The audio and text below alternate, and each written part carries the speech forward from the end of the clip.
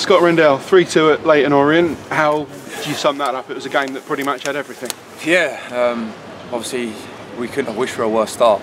All the things we said before the game, and we've conceded like we did, but yet again I think it showed great character to come back into the game the way we did, especially after losing the goal so early on.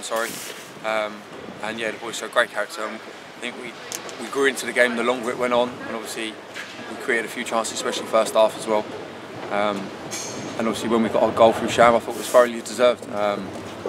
And second half, we come out of the traps a lot better, and we got the early goal. And I think it was Will that got caught in two minds with the ball, I think. And they went up the other and got a corner and they scored from it. So that was disappointing again, but yet again, through adversity, we come back through the other side of it, and Adam pops up with a winner. And I think that's a massive 3 points for us, because at this stage of the game, this stage of the season, it's not all about performances. We all want good performances, don't get me wrong, but when you go home tonight and you look at home and you've won 3-2 away at a place like this, on a pitch like that, and obviously the crowd was brilliant today.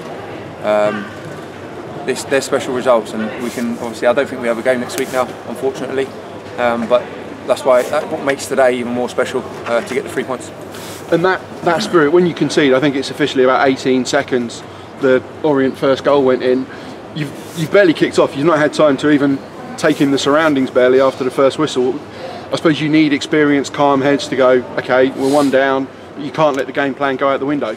Yeah, absolutely. Like you say, you can't justify or expect to start a game like that, and we got punished for it. That was the end of the thing. But like you say, it's one of those. It's that early in the game, you might as well just press reset. Nothing's changed with the game plan. It hasn't. Oh, we're chasing the game now. You've still got 90 minutes to go in the game. So, like you say, there's a few experienced heads out there now. So we knew what was going. Obviously, it was very disappointing to concede the goal, but we didn't let it affect us, and I think we showed that in our performance.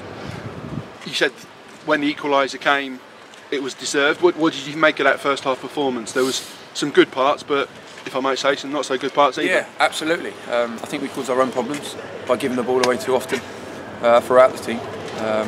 And that's their strength, is breaking forward early. Obviously, the lad up front is clever with his movement and he's quite quick, so that's what they play with. And they try and cause teams problems that way, and we fell into their little trap, if you like. But with the ball going forward, it was just needed that final pass, the final extra bit of care, taking in the final third. And we would maybe had a couple more goals, but like you say, it was up and down, mistakes from everyone, if you like, and probably 1-0 was probably a fair result at half time. How important was it to get that 44th minute goal? Because if you're going at half time 1 down, maybe it makes it a little bit of a higher mountain to climb. Yeah, absolutely. Like I say, you go in and the team talk's changed. You 1-0 down, and you do talk about the first goal. You do put grind into the game, and if you like, you can wipe that away there, because we're back level now. We start again. We've got 45 minutes in the second half, basically from 0-0, from an even keel kind of thing. So we fancy ourselves, obviously, against most teams in this, well, any team in this league, to go head to head with 45 minutes to go to win a football match. So we just needed to make sure we listened to what Gaffer and Rowie said and took it on board and put it into practice, really. Yeah. Start of the second half, 2 quick goals, suddenly it's 2-2.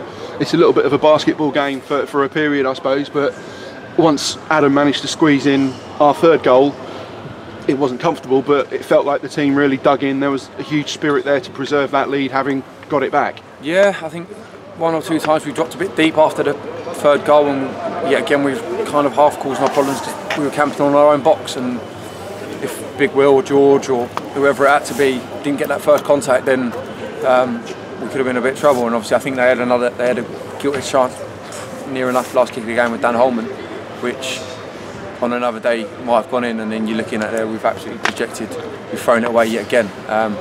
But like I said, at this stage of the season, them little things are massively important, because today's 3 points is huge. We haven't lost any ground on Macclesfield. I believe they drew, so we've gained ground, really. So that's all we can do right now. We don't want to be.